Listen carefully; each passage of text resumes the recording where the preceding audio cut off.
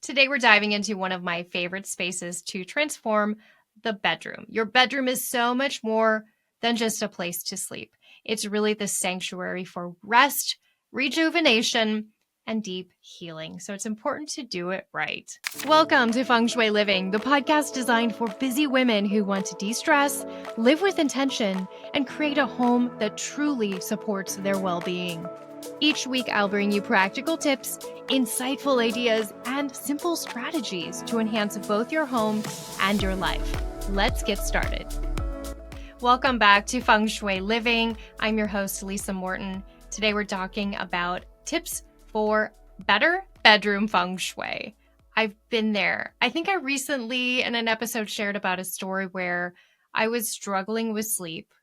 I went on a trip with some other women and we got to our destination and I left all my beautiful outfits at home. I was embarrassed. I was angry. I was so upset and I had to go spend all kinds of more money and buy new outfits for these events we were at. Oh my gosh. Anyway, I don't know if you've been there. Let me know that I'm not alone. Sleep is so important. When we don't sleep well, we don't perform well. We don't function well. So when we can slow down and look at our space with our feng shui lenses, it can really shift our life. And it's been a while since we did a sleep episode. So I thought it was time we talk about it again. So I have, 7 tips for easy tips for better bedroom feng shui. Now, before we get in, I wanted to share about the importance of devoting your bedroom to sleep. This isn't something I had in my notes here, but I want to address it. I'm seeing a lot. I know you guys joke, oh, I have a Peloton in my bedroom, Lisa, don't get mad at me. That happens a lot. I love that you're working out. I love that you're taking on anything to make yourself feel better, or you really feel comfortable and cozy in your bedroom and you want to sit there and work.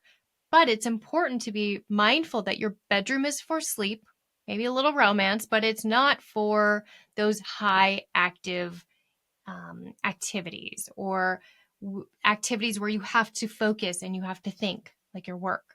So really devote your bedroom to being your bedroom, to being your sleep sanctuary. Studies show that the environment we sleep in can significantly affect our quality of rest. According to the National Sleep Foundation, 73% of people say a comfortable, clean bedroom environment is key to a good night's sleep. You can't fall asleep on the sofa and sleep there all night and think that you're going to have good quality sleep. Having that environment with comfortable pillows, cooling sheets, whatever you need to feel comfortable is so important. Also, take it a step further by really focusing on the energy flow and the balance to enhance restful sleep. This supports not only our physical, but also our mental health. I know I've been there if I'm struggling with my mental health and I'm not sleeping, it just makes everything worse. Again, let me know I'm not alone. So let's get into tip number 1. Position your bed for optimal energy flow in your bedroom. One of the most important principles in feng shui is bed placement.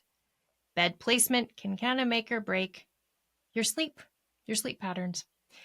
Ideally, you want to put your bed in the command position. I feel like I'm talking about the command position so much lately, but this is really ensuring you have a solid headboard against a solid wall, not up against a window. Really be mindful that you have this solid, supportive wall behind you. It brings a sense of protection and puts your body at ease.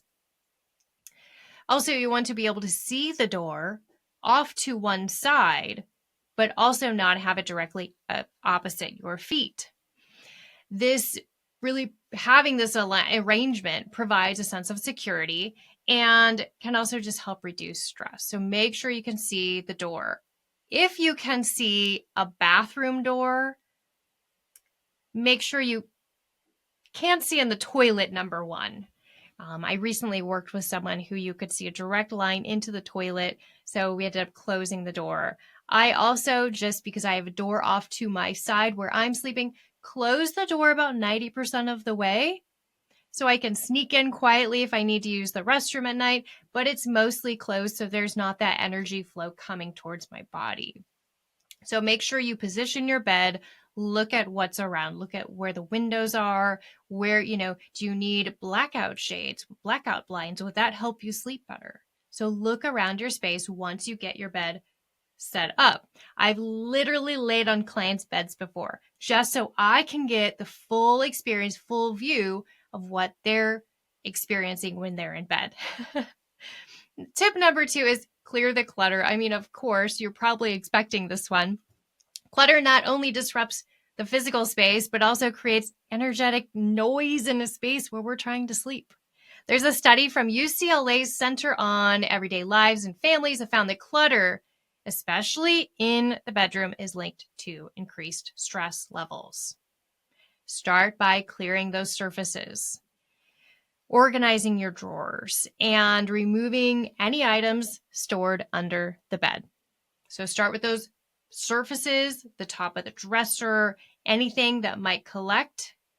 Don't neglect the internal, like your closet and the dresser drawers and your bedside table drawers. Like keep those tidy. And then make sure you're not storing things underneath the bed. This can really impact your sleep. A lot of people think, I'm just sleeping. I don't care. It's just extra storage. But it truly impacts your sleep. If you don't believe me, try it out yourself. Take everything out from under your bed, whatever's stored there right now, and place it somewhere else. Find a new home for it, and give it 6 weeks. Mark your calendar. In 6 weeks, come back. See if you're sleeping better. If you're not, you can put whatever you want under your bed. But I believe you will find a huge shift. So clear out clutter, especially from under that bed. Are you ready to take your passion for helping people to a whole new level? Join my spring 2025 Feng Shui certification course. This journey kicks off in late March online with the online portion. Then we'll move into the immersive retreat experience held near my home in early May. It's beautiful and it's set in a nature-filled, peaceful, serene retreat space. This course is perfect if you're a coach looking to grow, whether you're a career, life, or health coach, if you're an interior designer, if you're a professional organizer, real estate professional, or just anyone who loves to really, truly help people. You will learn to master the art of Feng Shui and use it to create spaces that support well-being, also inspire success and joy. Don't miss this chance to elevate your skills and make a real impact. Visit elevatedlivingschool.com for more info and to reserve your spot. Tip number 3 is embrace soothing colors. Color psychology just plays a significant role in how we feel in our space. Soft colors, neutral colors, earthy colors, beige, tans, browns, soft blues, gentle green colors are great for bedrooms. If you want to learn more, I do have my color mastery class. I will make sure you're on my newsletter to get the next one. It's a free class. Get in on it, reserve your seat. It is a really fun class where we talk all about color psychology, the feng shui effects of colors, the energy of colors, and how to create a color palette that's really going to make you feel like you and really make you feel good in your space. So it happens every other month. I do this course, so make sure you're signed up on my newsletter to be notified. And tip number 4, let's go to tip number 4. So we had position your bed. Tip number 2 is clear the clutter. Tip number 3 is embrace soothing colors, right? Tip number 4 is use natural elements. Incorporating those natural elements like wood floors, plants, any type of rocks and crystals or clay pottery or something from the earth really can boost the bedroom energy, make it grounding. Be mindful, though, not to place too many plants in the bedroom because that can lift your energy too much. In most public spaces, I recommend no more than 3 per room. Spread them out. Sometimes I walk in and there's like a greenhouse room, but that room can feel overwhelming to a lot of people. Whether you realize it or not, it can just feel almost frustrating in a way. So move them around, 3 per room in your bedroom. I really don't recommend more than 1. You can also bring in some artwork of plants, or maybe a painting of a forest would be nice. And tip number 5 is keep technology to a minimum.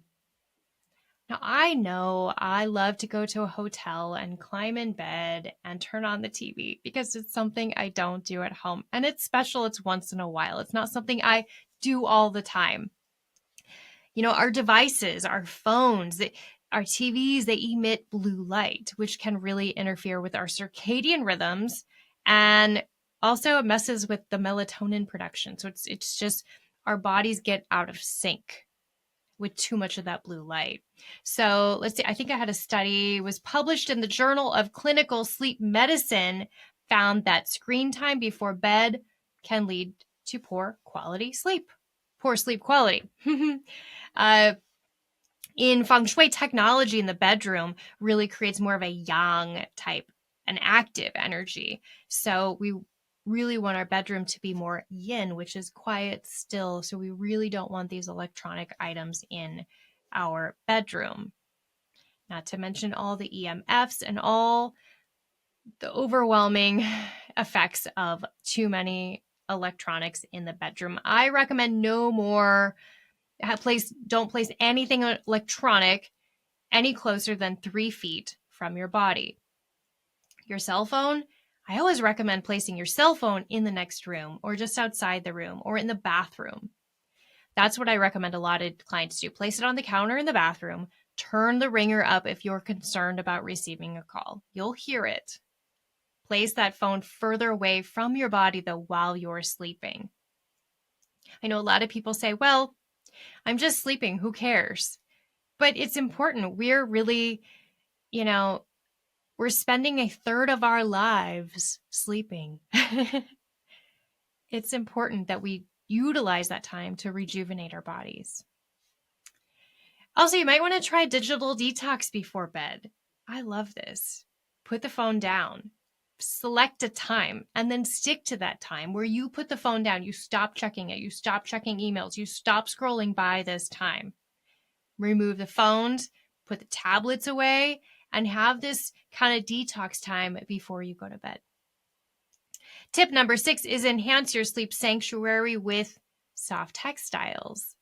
We know that those natural textiles, silk, cotton, wool, even though wool's a little scratchy, but we know that those natural fibers carry a different energy than those synthetic fibers like a polyester, right?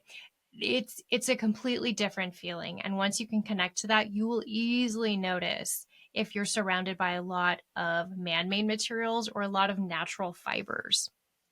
So I always recommend for natural fibers in bedding, in rugs, in drapery panels, window treatments.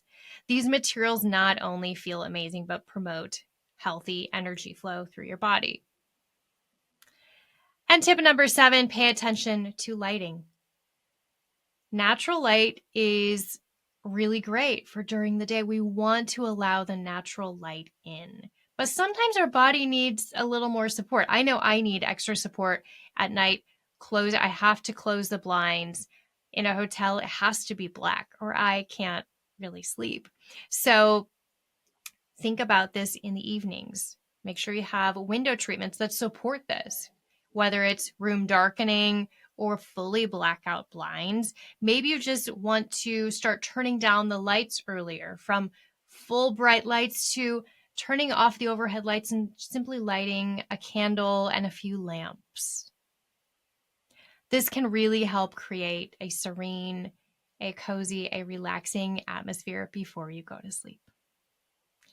Small changes can really bring upon big results in the bedroom, where you will really start to sleep better and you will notice. Again, give it 6 weeks. Take on these 7 tips, give it 6 weeks, 7 tips, give it 6 weeks, and then let me know how you feel if you're sleeping better. Again, tip number 1 is position your bed for better energy flow in that command position. Number 2 is clear the clutter. Number 3 is embrace those soothing colors. Get rid of the fuchsia, get rid of the orange. That's not for sleep. Tip number 4 is use natural materials. Tip number 5, keep technology to a minimum and find that digital detox time.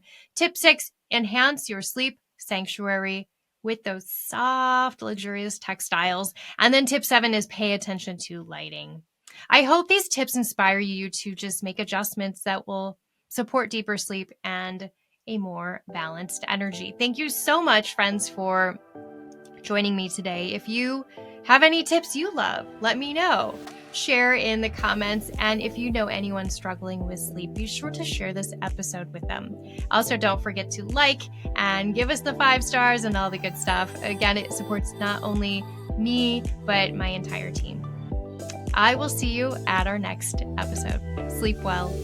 Special thanks to our sponsor, Elevated Living School of Holistic Design and Feng Shui. For more information, head over to the show notes. If you enjoyed this episode, be sure to subscribe, give us a 5-star review, and share this episode with a friend. We'll see you next time.